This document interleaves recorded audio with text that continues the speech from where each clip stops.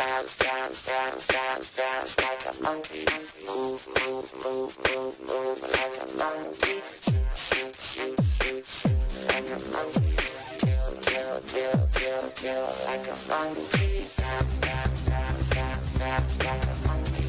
Move like a monkey. Shoot like a monkey. Kill like a monkey.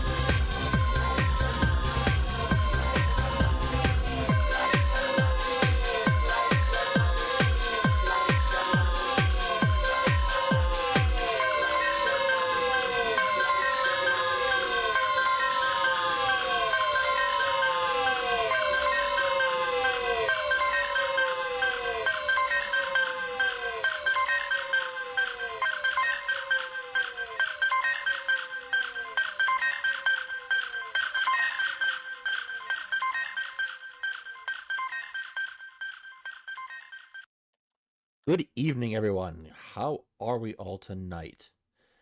Let me know if you can hear me properly as well.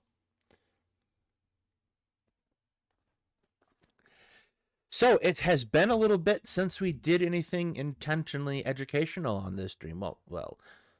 I would argue the Civil War videos are a little educational, but that's beside the point. At any rate, it's been a little bit. Me and Hatman had an unintentional educational discussion last week before last, and that's been a while, and we've sort of been in limbo for a little bit. That's ending. We're gonna hit the grindstone again, and I thought, as I went through and started watching things, I thought we could talk about what makes a good argument, especially because we're coming into a period of time where it's an election, and you hear a lot of arguments being made, and a lot of them are pretty damn bad. So, I was watching some of the Keffals stuff. A lot of it's just boring, but this I think is important, and we'll talk about it. And it's not necessarily that I hate this as much as I hate the next one. The next one I really hate, like it's offensively bad. So let's sort of hop into this. Let's listen to this, and let's talk about it. And then we're going to talk a little bit about what a more effective argument might have been. So, good evening, Lily, Palmbed, and Vodka, and Goodman. I am so happy you're all here tonight, but let's hop into this. Probably one of the newest darlings of the left, due to what I like to call the effect, which is when something tragic happens to a person in a community, a marginalized community especially, and folks begin to rally behind them in order to ward off a common enemy, which in this case was Kiwi Farms. And let me get serious. Well, let's take a moment. I can't believe I'm saying this, right? But we got to commend Keffals, because she went up against a system that is the taint of 4chan. Like, all of the sweat and the unctuous grease from the neckbeards them of Reddit and R-Pole alike, it settles into Kiwi farms. So, if you don't know who this is, and you probably do, this is Foreign Man in a Foreign Land. He's a YouTuber who does, well, their videos, kinda, sorta. I wouldn't go so far as to call them essays. That's an insult to the word essay. On, mostly racial topics, really. How's it going, Xanakil? Mostly racial topics. And he did one of last year's annual Keffals and Vosh hit pieces, which was talked about extensively at the time. And it's awful. And on a lot of levels, it's a lot of bad arguments stacked on top of bad arguments. Some information sort of came out recently about him, and let's kind of see how Keffals goes into bringing this about and talking about this, because that is, and we'll talk about it a little bit too. There are forums dedicated to doxing people, threads that were literal nooses for some Sudokus. And the intrepid Keffals fought valiantly, endured some of the worst of Kiwi farms, then emerged like a phoenix into a shiny career in leftist progressive punditing and also posturing, but we'll get to that. Then she pissed on it. I talking about like old yellow style, show the leg up, piss on it, right? She gone on to make some of the most egregious lies and bigotries we have seen in this space, to the point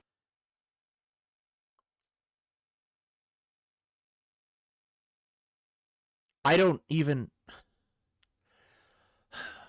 The noodles thing is absurd on so many levels. Like, even relitigating that is absurd. But like, here we have. What are these shows lies and bigotries? I don't understand. What is this supposed to illustrate? You're just saying things to say them at this point, Foreign Man.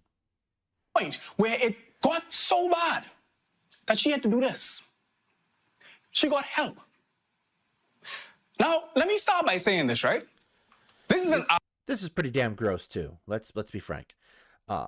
This is pretty damn gross because it shows like he thought that this is the Roseanne Barr defense, really. Not my Xanax made me a racist is what he's trying to point out. That we need to encourage. We ought to encourage it. When folks are battling addictions and illnesses, then they get help. We ought to commend this. That being said, getting help in itself is not atonement. And it is also not a pacifier of the pain that the perpetrator inflicted. You still have not established what needs to be atoned for or what pain was done. But that's beside the point again. While you may be a victim of your own traumas and malignments, you cannot now claim victimhood status after inflicting pain at scale. But many supporters of Keffals warded off criticism in the name of her rehab visit. And whether she is doing it intentionally or not, Keffals is not only using her status as a trans woman that was attacked by one of the most vicious platforms on the internet, but also her status as a survivor of substance abuse. And she primped and preened the slithering coils of Medusa. So, I'm done defending myself. The time to defend myself is over. Let's talk about Foreign. What is Foreign hiding? His accent's fake. That's the first thing to address. Here is a video of Peter DeVoe Isaacs Jr., his actual name, back when he was at Iowa State University. He rose his hand and then he said something and I was like, this guy, like, he's wearing a suit, so he looks kind of like he knows everything, or he's just kind of like cocky, so I was like, Man, them want that thing, but girl, them want that, yeah. I just wanna feel no that. I don't wanna feel your pain. I ain't for a long talking, and I was just like out of nowhere, I interrupted. I was like, "Are you from the Bahamas?" Like I said this in like the meeting that was like 20 different people, and then he was like, I looked at her and I'm like, "You're from the Bahamas?" yeah. Because she definitely doesn't look like she's from the Bahamas. ever since. I trust her and she trusts me to go and put out a project, and we depend on each other. You know, we know, hey, we have someone depending on us to make this amazing. So I think that also helps, the teamwork and the chemistry between us. All of that contributes to making a really good first impression. So if you want the context here, here's his father. Has support internationally. All right, this is Keffals' first big misstep. His father doesn't really have anything to do with him, or his accent. So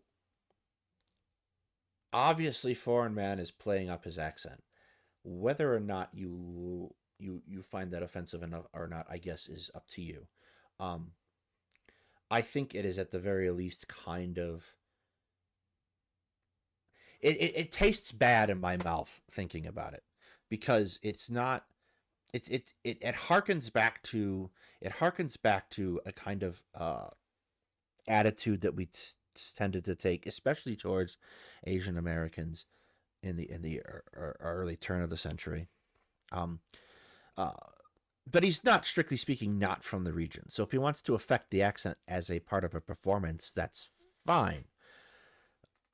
I guess it still feels a little weird, but the issue I think at play here is not his father, and Keffals is going to go on about that for some time.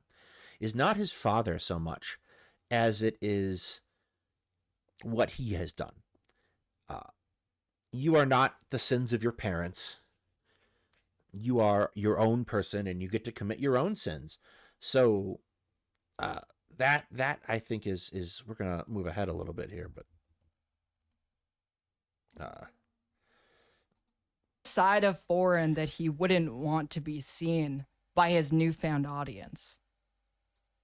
Oh my god, Like, that's so sick. It's a stripper name, bro. Like I told her that, like she, like, okay, like legit when we met, like I told her, like, she's like, I was like legit, like when I met her, like I was just like, what's your name? And like Sapphire. I'm like, Oh my god. Let's talk about what Foreign actually thinks of cancel culture. You know, if you're gonna go back to when I was 17 and I said death slur in one of my videos, because like that was what I thought. So kind of the stopping here. No one likes cancel culture when it's being done to them, and everyone is perfectly okay with it when it's being done to someone they don't like. That's just the facts. That's just the basic facts of it. I'm not sure that's the gotcha she thinks it is. Was normal. Hey man, I don't do that anymore. Like, give people sure. room to grow. Like, Exactly. Yeah, and that's what cancel culture just like robbed us of. It's like you have to like be, and like I mean like in the Caribbean, like we're like really politically incorrect. Many places are like Yeah. in the U.S. It's just very popular now to be very politically correct. Yeah. Like it wasn't. I just want to set this statement aside because we've been talking about political correctness since at least the 90s and probably considerably longer. So I feel like this particular sentence, like pretending that this is a new phenomena, is just silly. But that's, again, beside the point. Like if you said, you know, the F slur around somebody who didn't like it, If you said most UK, of the time I they mean, wouldn't have. in the UK, it's a cigarette. Oh yeah. Yeah, so they yeah. still say it. Mhm. Like they in other like even you know when I was in high school, if you said it, like usually if somebody didn't like the word, they would just like shut their mouth or something like that. Now it's like almost cool to like call people out on it. So we have him in a clip defending using homophobic slurs. You know, if you're That's a little far. He's making an observation about the use of a word contextually inside of a different country. Anyway, let's kind of get to where this gets rough.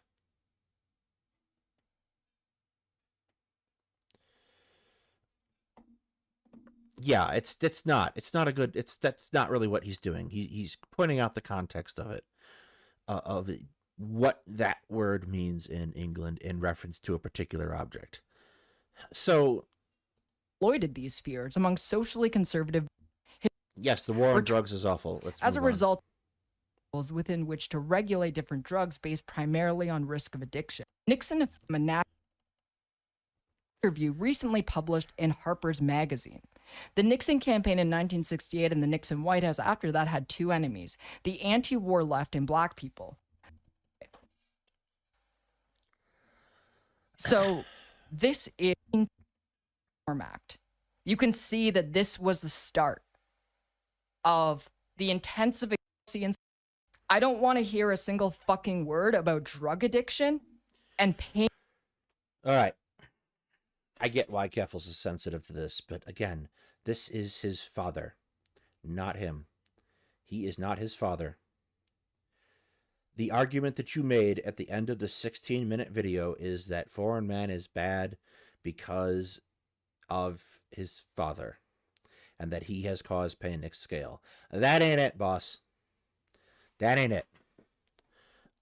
This is the kind of argument you make when you don't want to make the other argument, or you don't have one, which is weird because Keffals very clearly has an argument to make about Foreign Man, about his authenticity, about how he presents himself to his audience.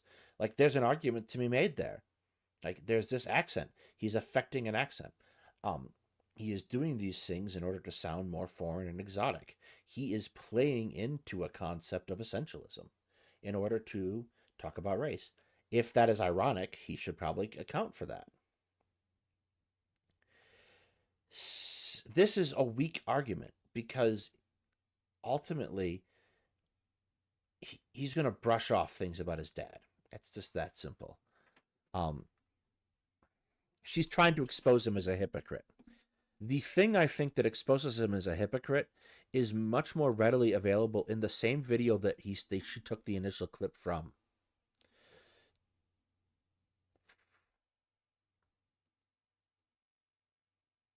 Very boot being the metaphorical manifestation of racism and homophobia packaged into a one-act play, armed with enough bleach to make Vybz Kartel himself blush, and a noose bedizening the neck like a plantation-themed party. So whatever True Diddley was at when he took this picture. Is there anything inside the apartment? I just don't want my neighbors to know. Okay. So I explained to them how you were going to get something in. And the reason I'm calling because... Okay. Okay. Do you want to take it off or anything? Yeah, I do. I just wanted to see. 72 Reverend. Shows transporting one female official detention. Bleach on me. Okay. Jussie clamored that he was accosted by two black men who called him homophobic slurs and topped it off with, "This is MAGA country." This song's dedicated to my homies in that gangster league. The fact that this was so perfectly fulfilling the precipitous requirements for a hate crime made me dizzy. My head did bounce like ball and was swinging more than playground. Then celebrities proliferated the internet with responses of support for the Empire actor Jussie. And if you don't... Okay, first of all, this is neither here nor there, but you proliferate things. You proliferate messages. You don't proliferate the internet. The internet is not proliferatable. Remember the show Empire? It brought you classics like this.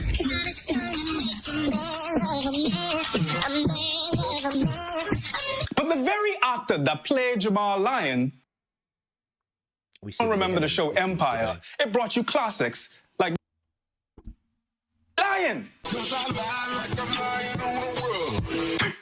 I'm sorry, I shouldn't laugh, but if you would stage a hate crime, right?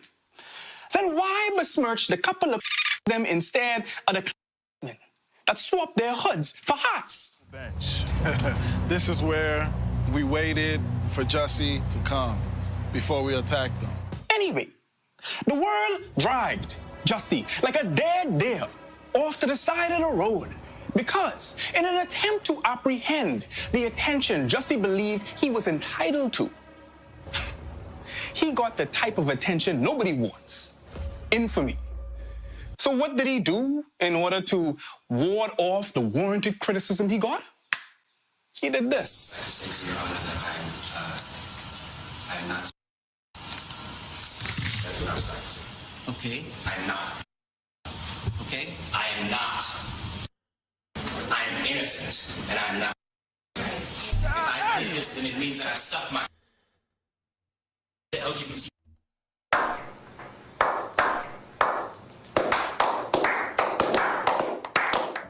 Jussie dual wielded the race card and the gay card, which in a white supremacist cishet society is somewhat of a draw for of performative people who brandish social justice warrior in their bio and bios alone. Now, you'd probably say a retort that those marginalized cards didn't save Jussie from jail. So I point this out, this part out, because it's I think important. The biggest issue is coming up. Just bear in mind what he is lambasting Jussie Smollett for. Nor did his lawyer, who is the current lawyer for the monospheric mogul Andrew Tate, not Angel, Jesus Webb. But it can be argued that the very card saved O.J. Simpson. Did you do it? No, I didn't. Nope. Did not do it. After we finished filming, OJ said to me that he had a surprise for me, and I genuinely was surprised. I think it was his idea of a joke, and this is it. In any other scenario, a black man accused of wiping out a white woman will be thrown under the jail. But OJ's blackness was only rivaled by his wealth, as well as him being the closest possible to the... Okay. First of all, O.J. Simpson and Emmett Till are radically different things in radically different times. That's why let's just bring out the card again. Jesus. Change over time. Number one, right there. One of these things is not like the other, and the fact that one of them happened in the 90s. I remember. I was there. Pinnacle of patriarchy. A star-studded athlete adored by the entire world. That trumped racist white America's voracious desire to protect white womanhood and white femininity, which are pinnacles of white supremacy that, if you haven't heard enough of, you could watch this video up here. But in short, white womanhood is so powerful that it can kill an Emmett Till. It can get the police called on you for simply existing, while simultaneously being a badge of marginalization as white women and white femmes are subjugated in the patriarchal societies as well. Like you said, like J.K. Rowling uses her BuzzFeed feminism. That's what I like to also call it. J.K. Rowling, Taylor Swift, like utilize.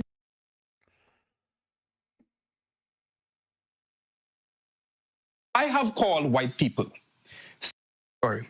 We need to talk about the white slander. I have called white people skeet-colored, sun-dodging, paper-impersonating people. The list goes on. I've said things that will be read back to me in the court that decides whether I go to heaven or hell. And all that I could hope for is that my family gets a discount for my funeral, because I know ain't no way I go into heaven. And I would blush if I found out that they spend so much money just for me to go to hell.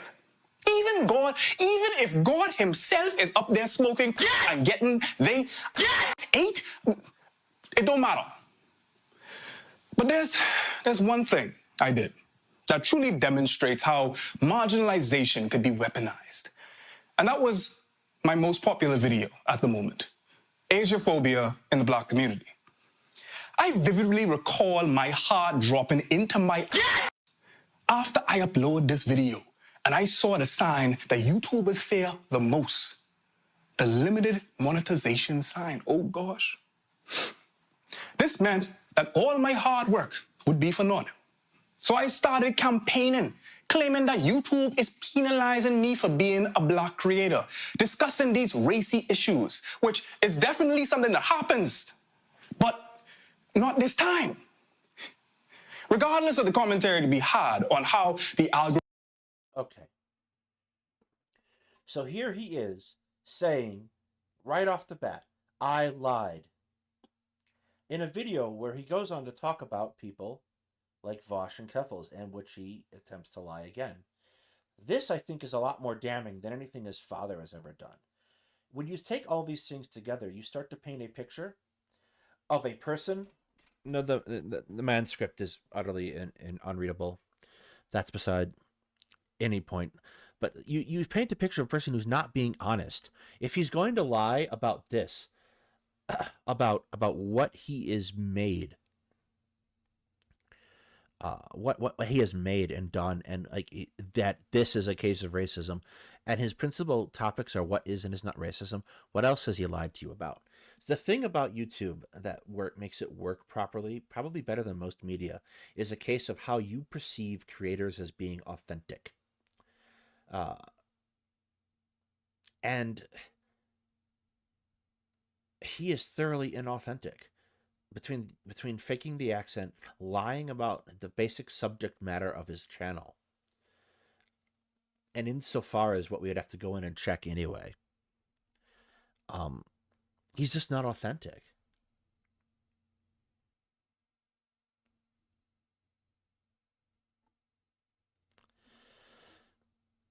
That's the argument that Keffals should be making. Not about his father and the war on drugs. Like, that might seem personal to her, but that's the argument. Like, that's why this person should be viewed suspiciously.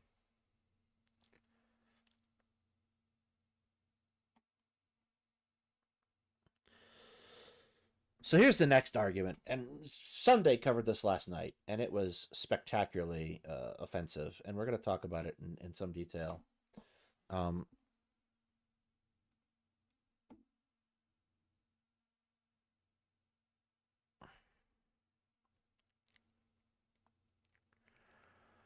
Before this video starts, I would like to preface it with a few things.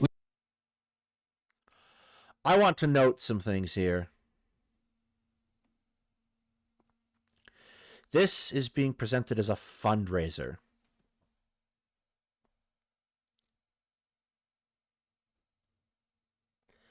Foreign Man has effectively given his detractors layups since he started his channel, and the only one taking him to task is Keffals, who completely botched it to hell. Yeah, well, Keffals has been turning out drama content at a prodigious rate, so it's not like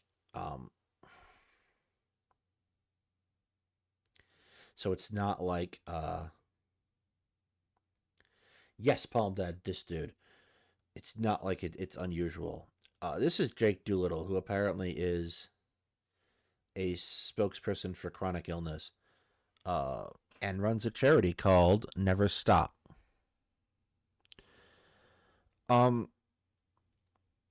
I am a sufferer of chronic illness. I am a sufferer of chronic kidney disease.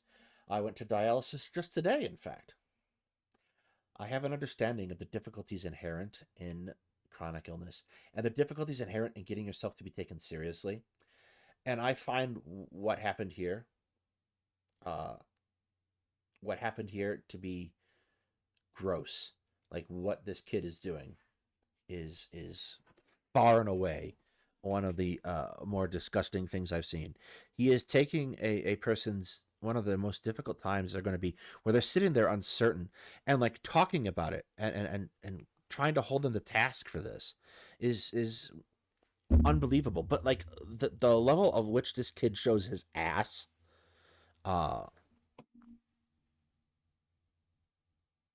is remarkable.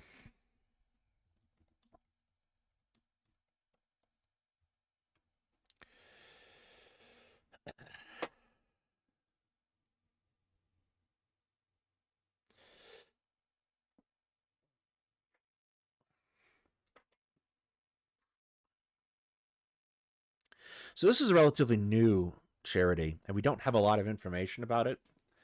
I just want to show you that we just don't simply have a lot of information about it.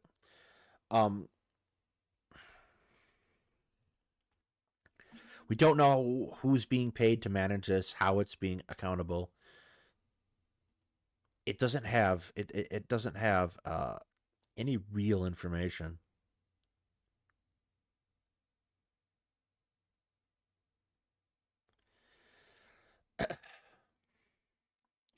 So let's keep that in mind as we're going on. That the absent 280K subscribers, speaking of which, subscribe to the channel. It makes me happy. Absent that, we don't know much about this guy or what his deal is. Leading up to this video, I was a huge fan of the H3 podcast. When I was at my sickest, the podcast was always something that I could watch to make me feel less alone. I even remember saving up money from my first job ever to buy multiple Teddy Fresh items. More recently, I was on the podcast speaking to Ethan about an unrelated subject. I left VidCon to attend their most recent live show, and I am also friendly with a few of their crew members. But I saw a few very concerning things when it comes to Ethan Klein's lupus journey. And as someone who's been sick his entire life, I felt like I needed to make this video. Not only have I dealt with chronic illness, but I run a nonprofit where I support people financially who are sick and struggling. As a viewer of the podcast, if I were to stand back and watch Ethan lie, saying certain things about his health that are just straight up misinformation, then I would be doing a disservice to an entire community. My goal in making this video is not to do anything but address what I've seen from Ethan and his behavior. Ethan Klein claimed to have lupus, made money off of it, and then admitted that he made everything up and self-diagnosed himself. As I'm recording this, yesterday I posted a teaser to this. Okay, that's a big claim right there. You're saying he made everything up, that you have to now demonstrate that he made everything up, and that he self-diagnosed himself. There's a lot of things that go into lupus, and I don't understand it nearly as well as certain other people. But like, this is not a small claim.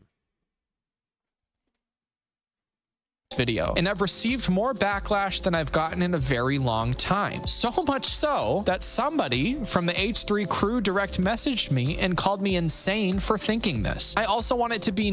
No, I don't think you're insane. I think you're a shill. I think you're trying to take someone's suffering and use it to build your own to build your own backbone of your new charity. That's what I think you are. But let's take a look. Known that I understand the other side of things. I get that dealing with health problems can be a very scary time in someone's life, but when the health problems that Ethan Klein is talking about are completely self-diagnosed with zero symptoms, you have to ask yourself, why is he doing this? On June 16th, 2023, Ethan live streamed an episode of his show, The H3 Podcast. The episode was going fine until Ethan said something unexpected. This morning, I thought I had cancer for sure. I'm not going to lie. This morning? What happened this morning? I got some, because I did a bunch, I had weird blood values when I did I just did the whole blood work to test my cholesterol and stuff. Was fine. My white blood cells and platelet counts were high. So my doctor was like, it's probably nothing, but I can send you to a hematologist. Well, that wasn't super weird, but then I went to the hematologist and we did a whole bunch of tests. That was, earlier this week, and they started coming in. And so, like, here's one, tryptase. A lot of this stuff has to do with like leukemia.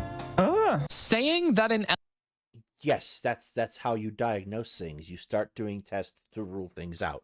First off, elevated tryptase relates to leukemia is like saying that sneezing relates to sinus cancer. Ethan states that he went to check on his cholesterol levels and then seemingly read his own lab results and self-diagnosed himself based off of Google searches. He goes on to talk about a more...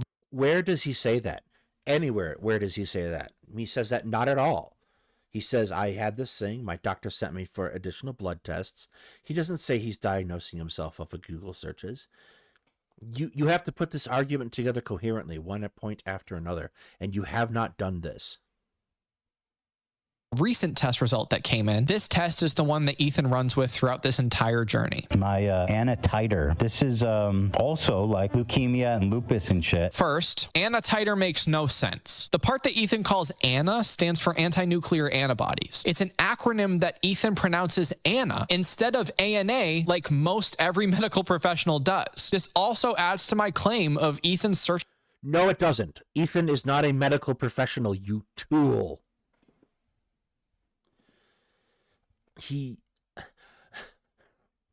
Okay, I've been a frequent recipient of blood tests. You know, it comes up on my phone every single time they do one, usually before the nurse in the hospital gets it. And the doctor. I can see the blood test results first.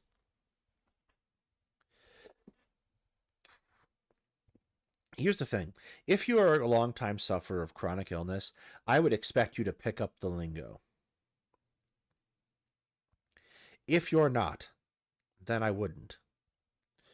Especially if you're new. And like, when you're doing this, what they're doing is a whole bunch of tests designed to rule out various factors. 1, 2, 3, whatever, we can do this test and these indicates counterindicates, blah, blah, blah, blah, blah. You're getting a lot of information thrown at you at one time. So if you don't necessarily know, the other guy is taking care of children tonight. If you don't necessarily know what's happening yet, you're not gonna be able to necessarily talk about this as coherently as someone who's been going through it for 5, 6, 7 years, or someone in my case who's been going through it for over a decade. So there is a lot of reasons that this information might not be clear. This is a very weak start to what gets dramatically worse. Searching his labs and not hearing the results from an actual doctor due to the mispronunciation. According to the Mayo Clinic, in most cases, a positive ANA test, that's not what it means, indicates that your immune system has launched a misdirected attack on your own tissue. In other words, an autoimmune reaction, meaning this could have been from anything, including asthma, allergies, the common cold, or even eczema. Keep eczema in mind throughout this video. My levels are fucking insane, and the note says homogeneous and speckled, exclamation. Homogeneous and speckled is an interesting finding, but this doesn't mean anything more than a lab result. In doing research, yes, homogeneous and speckled can mean a specific type of lupus. But there have also been many ANA test results that come back homogeneous and speckled where the diagnosis turned out to be eczema. Huh. Well, I'll tell you just so you don't get worried. Okay. I wrote the doctor this morning. I was like, I'm super stressed out. Like, what's going on with these? And he just wrote me back. Yeah. And it makes me feel a little better. And actually, this morning I had a conversation with ChatGPT that made me feel a little better too. Oh boy. A conversation. Oh boy. I did. I said, yo, doctor, it doesn't seem like good results on the taste test. I'm stressing about it. And he said, it's not a very high elevation. I would not be stressed about it. Still waiting for the molecular studies. ChatGPT was like, it's probably not leukemia. Oh, good. It could be lupus, but I don't have enough. Reaching out to your doctor after looking at lab results is exactly what they're there for. And the doctor said that there was nothing to worry about. But according to Ethan, ChatGPT... That's not what the doctor says. The doctor very explicitly says we are waiting for further results. The doctor is inconclusive. Your word is conclusive. Why don't you see the problem there? This is awful critical thinking. Like, you're not even listening to what's being said to formulate your argument. This is a very classic example of someone who went in wanting to do a thing and does not care where the evidence leads.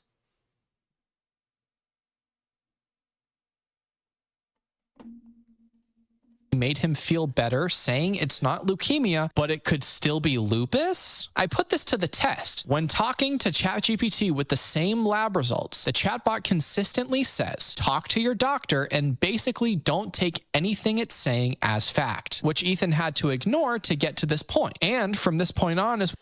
Your inputs in the ChatGPT are not going to be the same as someone else's inputs. When Ethan Klein runs with this ChatGPT lupus diagnosis. Very quickly, let's talk about what lupus is. Lupus is a chronic autoimmune disease that can affect multiple organs and systems within the body. Symptoms include fatigue, joint pain and swelling, skin rashes, fever, kidney problems, chest pain, and more. Lupus is often characterized by periods of flares, where symptoms worsen, and remissions, where symptoms improve or disappear. Diagnosis of lupus can be complex due to the variability of symptoms and the fact that they can resemble other conditions. Doctors often rely on a combination of physical exams, medical history, blood tests, and sometimes imaging or organ biopsy to confirm a lupus diagnosis. Oh, and now that you've read Wikipedia at us, you start to see the problem in this set of arguments. You're literally saying this is a complex diagnosis. You're talking about a person who's going through a complex process. people can take years to be diagnosed with chronic conditions. I know people who are very clear chronic conditions like pancreatitis, who took 3, 4, 5, 6 years to get diagnosed, let alone being treated in any kind of meaningful way. Like oftentimes what ends up happening is you'll start getting a set of symptoms, and doctors will start treating symptoms, which will go away momentarily. For example, with something like lupus, where you have those flare-ups and remissions. Like, I think everyone who's ever been in the chronic illness land is familiar with prednisone, the steroid drug. Gets prescribed all the time and messes with you pretty heavily. Can cause sometimes worse symptoms than the thing. So, you're pointing out that this is a complex task, and you're trying to reduce it on the other end for money. It is really wrong. Just like Ethan, I also forgot to mention it affects 90% women, being 2 to 3 times more prevalent among African American, Hispanic/Latina, Asian American, Native American. That doesn't mean it doesn't affect men. I have known people who have lupus who are men. And Alaska Native, Native Hawaiian, and other Pacific Islander women than among white women. With all that being said, now that you know a little bit about what lupus is, let's go back to someone who admittedly... I'm just curious.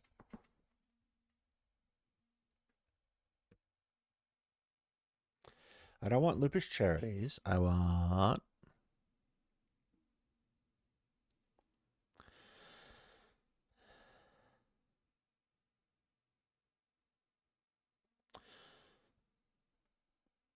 That's the Mayo Clinic, which is pretty close to what he wrote. Let's see what Wikipedia says. Lupus, where are you?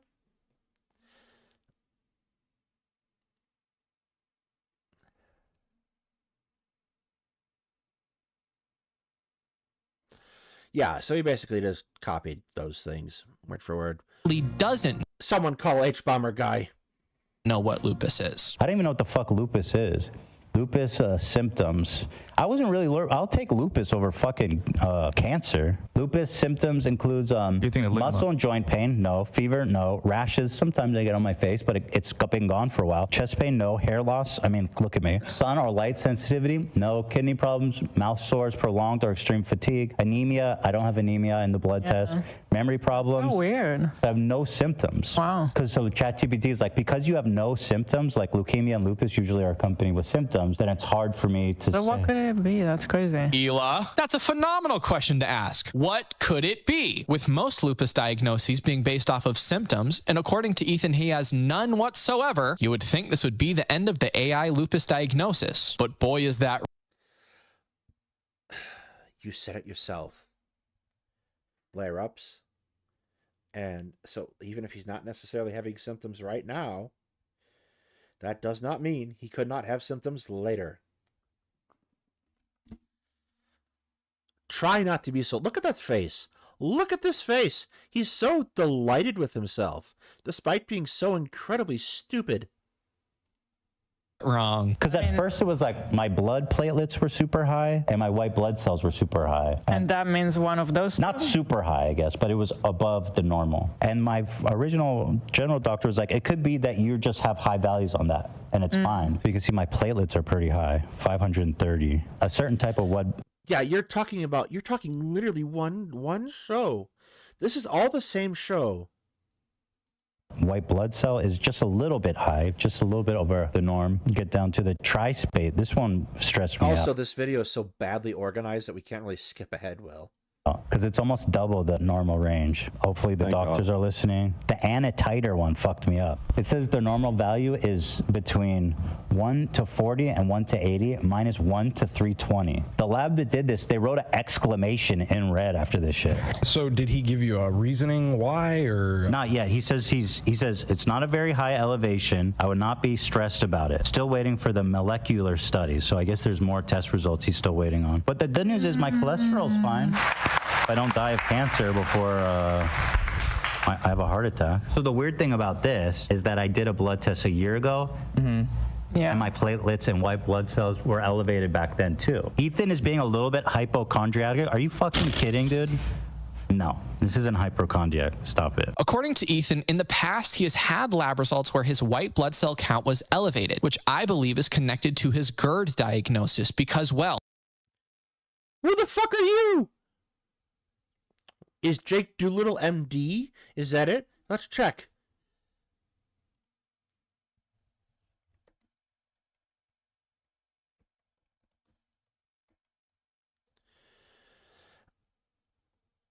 Oh, Jake Doolittle is not a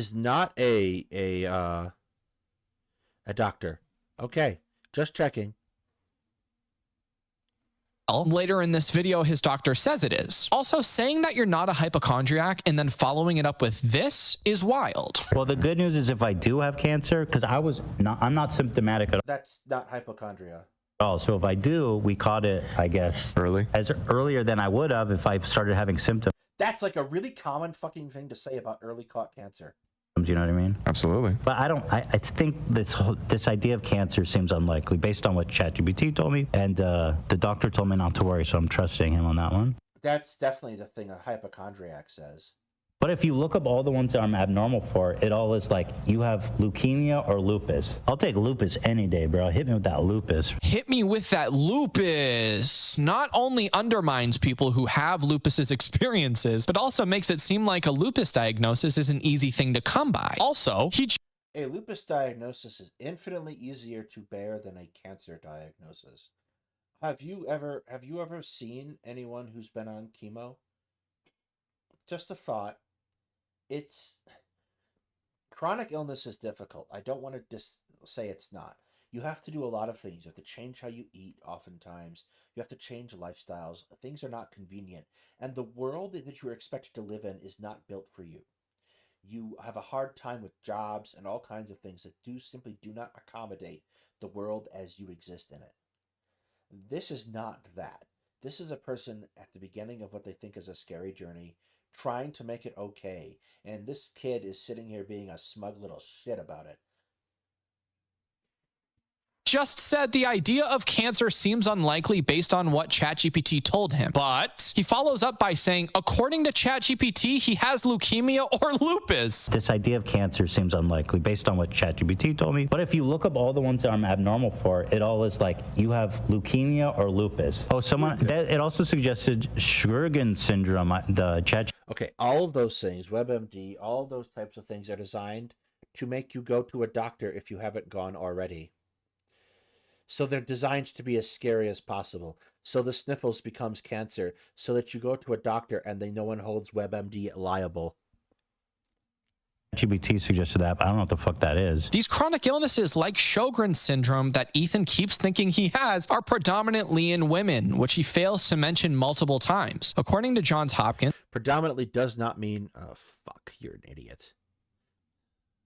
Said I guess 90% of the people survive, which is not, I know, great, but it's not cancer. It's not cancer, yeah, and it's treatable. It says people who get it treated can live a normal lifespan. I mean, yeah, lupus is treatable in some situations, yes, and Ethan's wealth would make the process much easier. But somebody donated and said that their boyfriend died shortly after a lupus diagnosis, and instead of empathizing, Ethan spews out more ChatGPT info he's received and says people who get it treated can live a normal lifespan. Getting into the next episode that Ethan talks about his health in, we get a few updates on what could be going on. So I have two doctors. I've got my general doctor and my hematologist now, and I've been messaging them both panicking. So let's see who got back to me. I mean, I'm so fucked. What is not wrong with me? Okay, now he says regarding the labs, the ANA is something interesting. Take this with a grain of salt with all the patient's symptoms before interpreting it. I think we are looking for a plausible GI issue that needs to be rolled out, as some of these diseases can elevate ANA. Okay, dude, this is such poor taste. Why are you doing this? That's...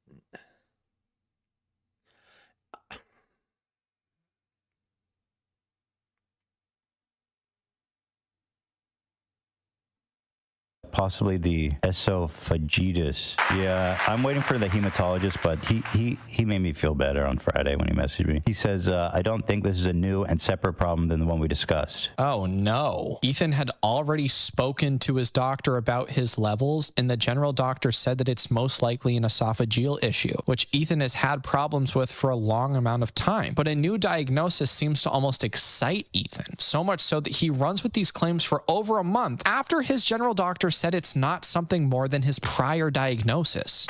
Probably not. Here's my dude. I love my doctor, by the way. I don't understand how, if he is a chronic illness sufferer, he is not familiar with the type of hedging that doctors do all the time. Like, have you ever tried to get a straight answer out of a doctor? Now try to get a straight answer out of a doctor when you have a chronic illness, and imagine how much more difficult it is. Like, why would you say things with such certitude? Oh, what's up, Bubba? Oh, Avery the history dog is very insistent. Let's take a quick break, and I will be back after I have attended to the dog.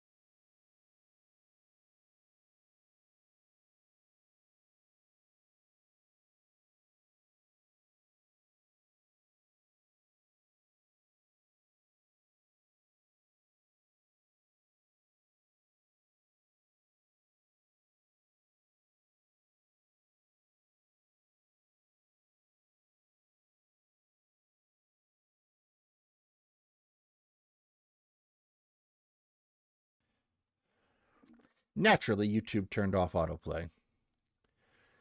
That's all right. Yeah, definitely. Well, that anxiety seems to be more what's at play here. He's so awesome. He's so nice. It's so nice to have a good doctor who, like, I just trust I trust him that he knows what he's talking about and he gets back to me. And Ethan claims to trust his doctor and like him a lot, but on the other hand, ChatGPT is giving a new, exciting diagnosis. So I'll ask you again, why is he doing this? Okay, ChatGPT is not part of this later conversation.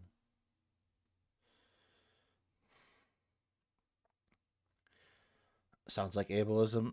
This is all ableism, which is ironic, all things considered. During the initial stream where Ethan talks about his health problems, he received $1,550.42 in donations. These were either relating to his health or gifted memberships during the time where he expressed his medical anxieties. Some of those donations gave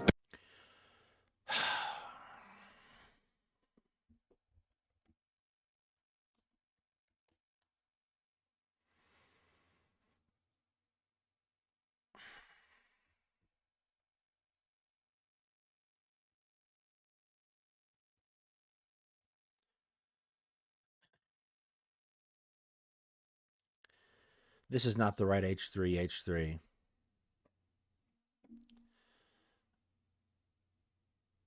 Let's find it. Just out of curiosity.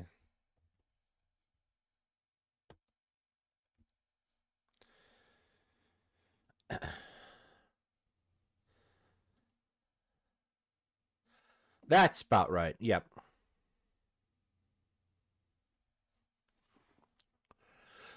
Social Blade lets you run through things very somewhat. It doesn't really give you terribly useful information.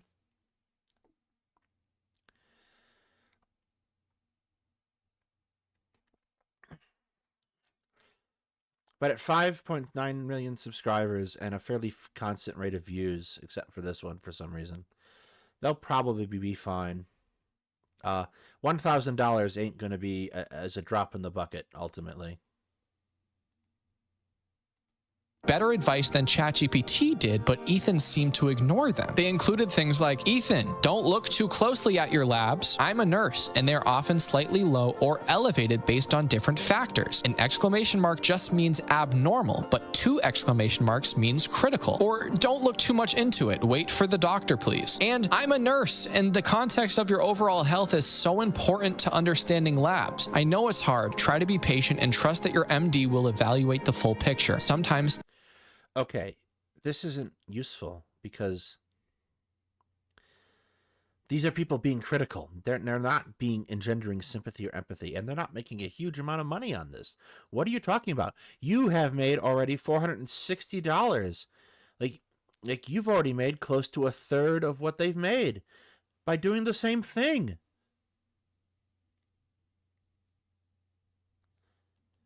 Things will be elevated at baseline. Some of these donations were even from people struggling with lupus or other illnesses telling Ethan not to worry about his labs. Sorry, I just wanted to jump in here for a little bit because people online are saying that nobody with lupus or chronic illness actually donated to Ethan thinking that he was actually sick. I wanted to read all of them. I went through thousands of donations over the 2 to 3 months that Ethan was doing this. This is just a portion of them. I recorded myself reading all of the donations from people who are chronically ill, and then it turned out to be like 8 minutes long, so here's a spreadsheet. $20 on June 16th. I had cancer, dude. Sucked, but the science is so advanced these days, and if you catch it early, chef's kiss. $10 June 19th. I have esophilic esophagus. Holy shit. Is this ratio of donations different than normal? Did he see an increase in donations? Speaking of which, if you want to leave a donation here at Two Guys Talking History, you can do so in the description box. We always appreciate it. Thank you. Esophagitis and acid reflux. It is pretty consistent with your hepatology. Life, genuinely. Could save your fucking life. Mm-hmm. Thankfully, we have good health insurance. Thank you. You're welcome, yes. And, well, hopefully you guys do too. Otherwise, then I guess you're just going to have to fucking die broke and without doctors. Die! Die! Die! Jesus. What are you saying, man? Ethan said this after already hearing about a fan's boyfriend tragically passing after receiving a lupus diagnosis. This is not the only time he says something about how... So apparently you have chronic Lyme disease, and I'm asking genuinely, did the tick kill your ability to recognize jokes?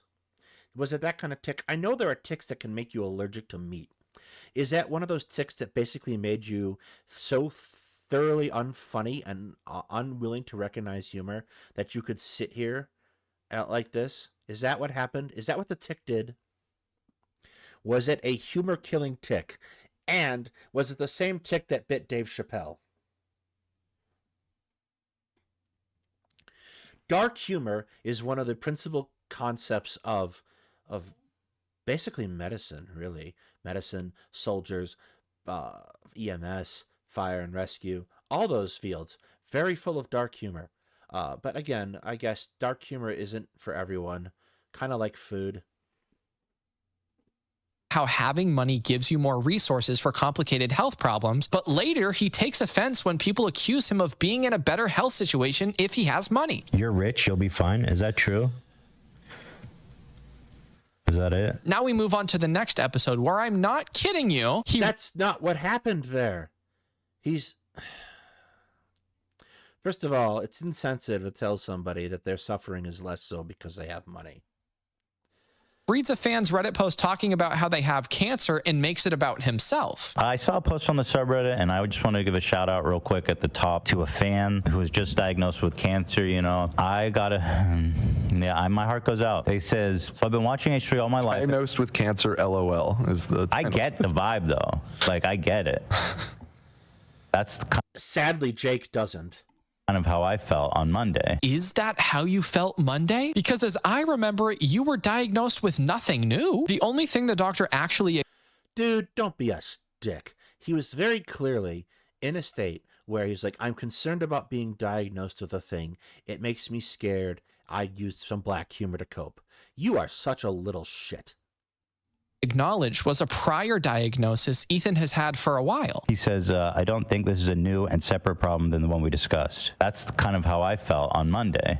Right. And I haven't heard back from my hematologist, so... I feel like that's probably good news. He's still waiting, I guess, on some test results that haven't come in. Okay. Gonna say if it's really bad, they'll like kind of be in a hurry to tell you, right? Yeah, but... I am so used to getting stat labs, it's not even funny.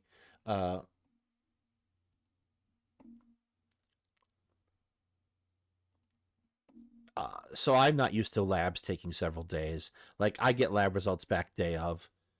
But that's mostly because I am... What's the word?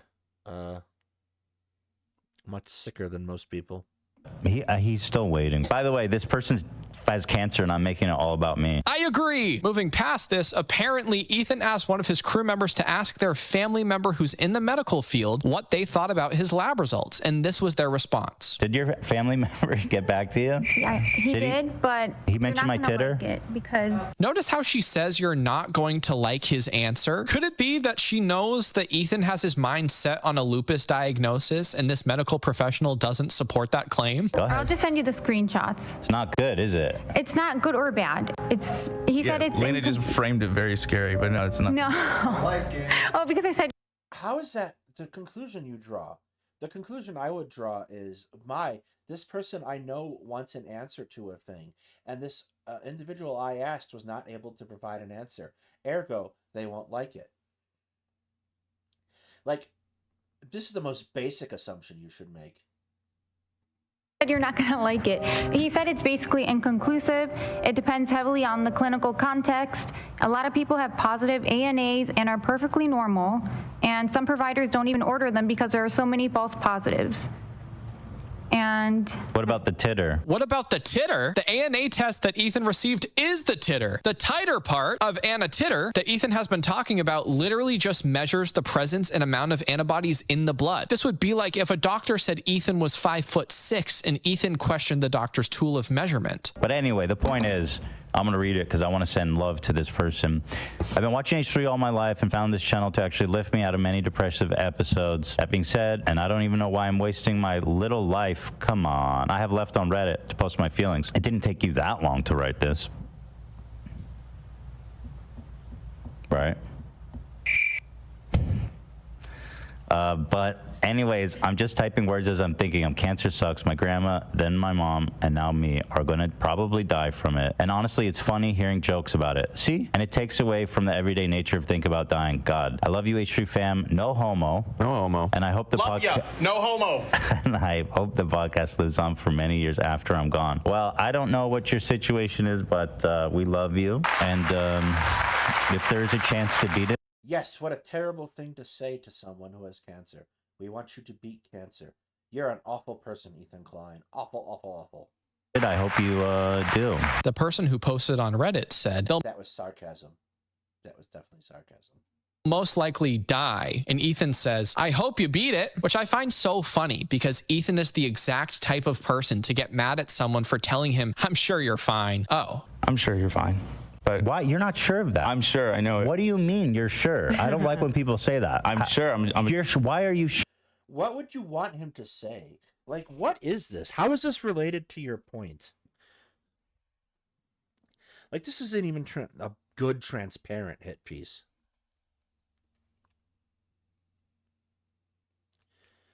Let's skip ahead.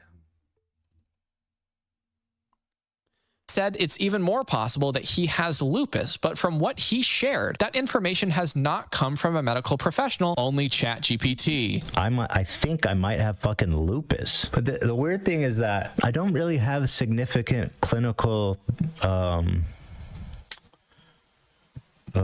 symptoms. You can tell how disconnected this take is because, as we will later find out, lupus can be a very difficult and stressful diagnosis to get. That's the weird part about all this, and I guess it's making it hard for them to diagnose because we caught this whole part of clinical might have fucking not come from a medical professional, only ChatGPT. I think I might have fucking lupus. Let's see this again. But the weird thing is that I don't really have significant clinical symptoms. You can tell how disconnected this take is because, as we will later find out, lupus can be a very difficult and stressful diagnosis to get. That's the weird part about all this, and I guess it's making it hard for them to diagnose because we caught this whole thing by accident. I mean, I was just doing a random checkup, you know. A difficult diagnosis to get.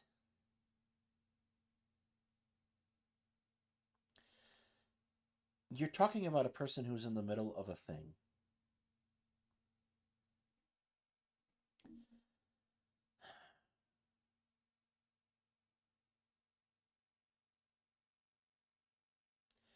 I don't know why are you... I don't want to run through this entire video. We've obviously ran through it, but you already see the problems here.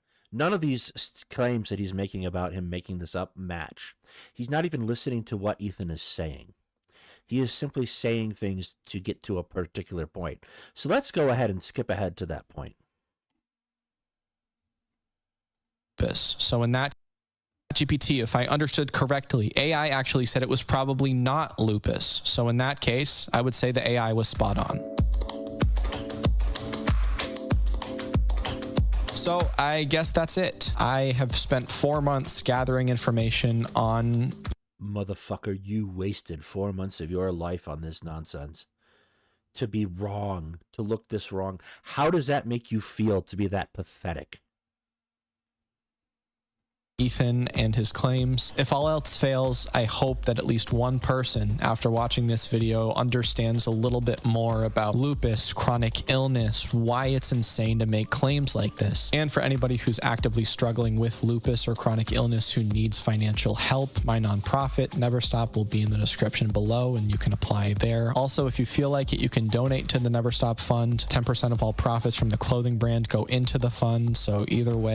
10% of all profits from the clothing brand go into the fund. Let's go look at that out of curiosity.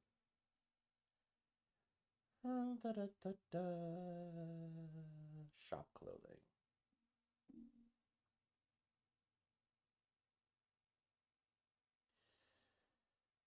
$55 for a crew neck shirt.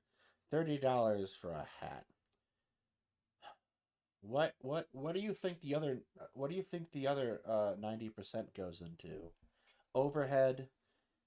These aren't $50 shirts. We don't have any information about the charity.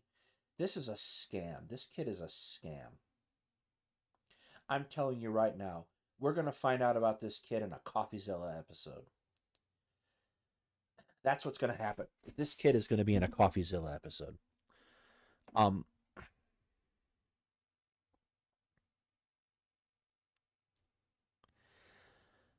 Chronic illness is incredibly difficult. Don't give to this charity. I will post, just Jesus. I will post a set of charities in the Discord server that you can give to help for chronic illness. This is awful.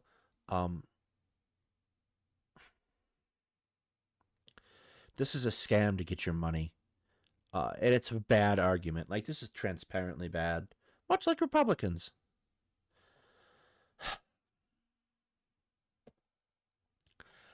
That said, we're going to wrap it up tonight. It's late. I'm tired. I'm going to invite you to subscribe to the channel if you haven't already.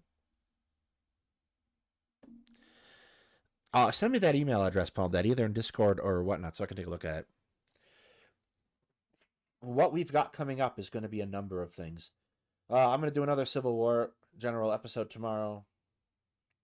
You can come see the continuing adventures of Larry Boyd, Civil War General, as we get ready for the road to Antietam, one of the pivotal battles in the Civil War, and the end of 1862. The next things we're going to be doing, and we're going to start as January 12th, we're going to be hosting a panel discussion with a number of figures on Ukraine and the past year in Ukraine. That's going to be big. Be there, be square. Next Wednesday, we are going to be starting our first of the election year coverage. We're going to be talking about American political history, different topics in it, so that you have a general broad understanding of these things going forward. We're going to be talking about the Articles of Confederation. It's going to be a good time. A lot of misunderstandings to clear up. And finally, I want to thank you all for being with us throughout the past year. We did put up a new coming attractions video. I would appreciate it if you watch it. It's about 2 minutes long. And finally, I want to thank you and hope